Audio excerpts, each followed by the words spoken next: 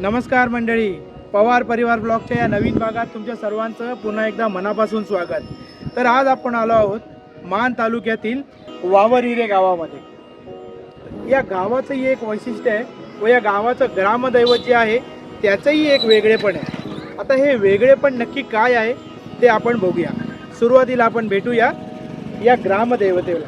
आता आपण निघालो आहोत पांडलिंग मंदिराच्या दिशेने. हे पांडलिंग मंदिर राजमाता श्रीमंत कल्पनाराजे भोसले आणि छत्रपती श्रीमंत उदयनराजे भोसले यांच्या स्वमालकीचे आहे. भेटूया मंदिरात.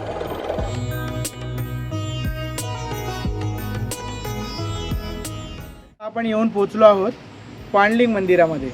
या मंदिराचं वैशिष्ट्य असं आहे की हे मंदिर तिन्ही बाजूने डोंगरांनी वेढलेलं आहे. ब्रिटिशांनी याच गोष्टीचा विचार केला आणि इकडे एक मोठा तलाव आणि एक डॅम बनवण्याचा प्लॅन आखला.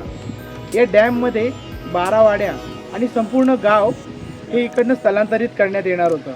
तेव्हा या गावाने याच मंदिराकडे, आपल्या ग्रामदेवतेकडे साकडं घातलं की आम्हाला वाचव, आमची घरं वाचव, आम्ही तुझी मनोभावे सेवा करू.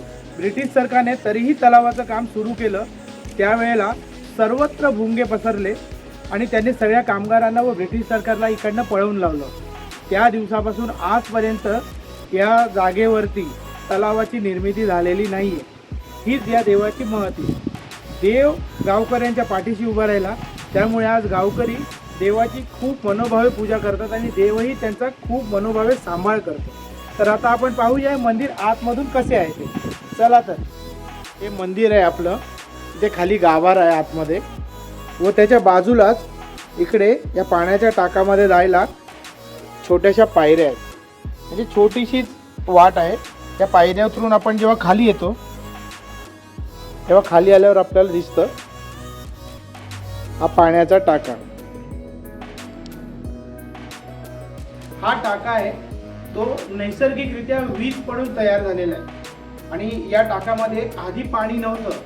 वीज पडल्यानंतर हे पाणी तयार झालं आहे आणि 2 स्वयंभू शंकराच्या पिंडी तयार झाल्या आणि एक पिंड गाभाऱ्यामध्ये आहे. त्याच्या खाली इथलं पाणी सतत प्रवत असतं. कितीही दुष्काळ येऊ दे, या टाकाचं पाणी कधीच आटत नाही. आणि दुसरी पिंड ही या टाकाच्या बरोबर बाजूलाच आहे. ही पिंड नेहमीच पाण्याखाली असते. हे या पांडलिंग मंदिराचे वैशिष्ट्य. आता ही टाकाबद्दलची सगळी माहिती तुम्हाला सांगितलेली आहे. आता आपण जाणार आहोत या मंदिराच्या गाभाऱ्यात. गाभाऱ्यात जाऊन बघूया इथलं पाणी काय स्वरूपात, कशा रूपात तिकडे येतं ते. संपूर्णपणे दगडाचं बांधकाम असलेलं हे मंदिर आहे. फक्त याला रंगरंगोटी करण्यात आली आहे. मंदिराच्या आतमध्ये जाताच समोर बघू शकता तुम्ही गणपती बाप्पा आहे. आपले सगळ्यांचे लाडके गणपती बाप्पा. सर्वप्रथम गणपती बाप्पाची आपण पूजा करायची व गाभाऱ्यात जाण्यापूर्वी या नंदींची पूजा करून गाभाऱ्यात प्रवेश करायचा.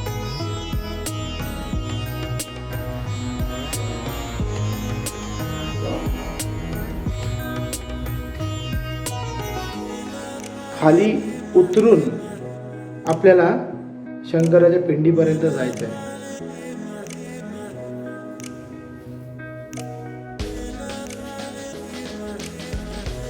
या वावरिरेपासून 8 किलोमीटर अंतरावर शिखर शिंगणापूर हे मंदिर आहे. या शिखर शिंगणापूर या मंदिराच्या बाजूला अष्टलिंग आहे. या अष्टलिंगांपैकी प्रथम लिंग हे पांडलिंग मानले जाते.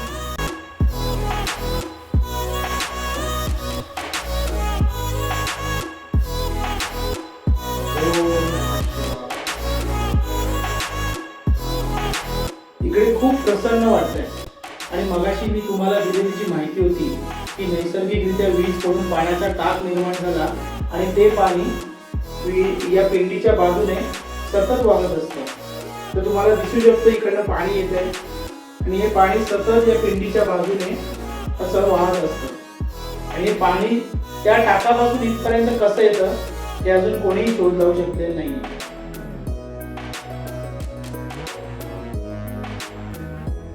याला 2 पिंडी एकत्र आहेत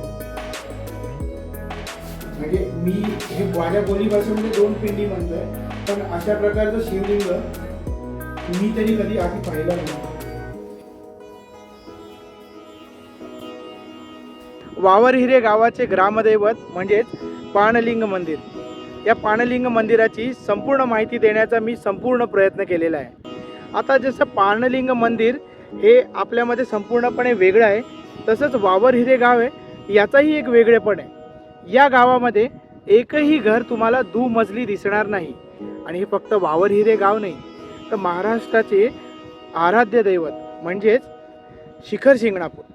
या शिखर शिंगणापूरच्या चोहो बाजूने अष्टलिंग आहेत. या अष्टलिंगांपैकीच एक हे पाणलिंग मंदिर आहे. या अष्टलिंग ज्या ज्या गावांमध्ये आहे त्या गावामध्ये कुठेच तुम्हाला दुमजली घर दिसणार नाही.